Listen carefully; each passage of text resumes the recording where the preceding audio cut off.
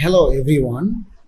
In today's tutorial, we are diving into one of Excel laser no function that can be incredibly useful, the cell functions.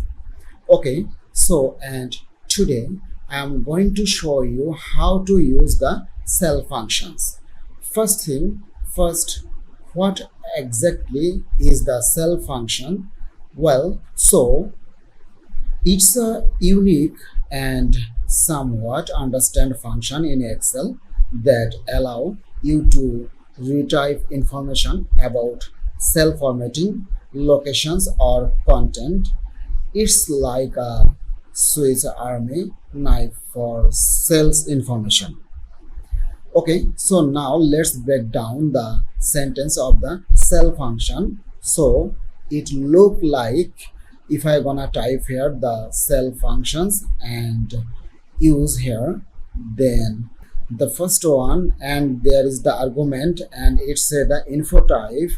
This is a required argument that specified the type of cell information you want to retrieve. Then the next argument is the references, and references is an optional argument that represent the cell you want to inspect.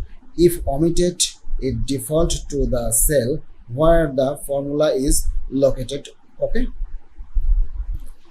now let's understand and let's move into the example. Here I use the info type and I want to use here the cell functions in there. So you use the equal with the cell. Then here, if I use the info cell and select this one, close it and hit on the OK. Now here we got it. So cell is addresses in the C5 in there. Now if I gonna me dragging down, now you can see here we got the different cell style, like the first one, and this is the B2. It's the color, it's give the result is color 0. As usual, the content is 0.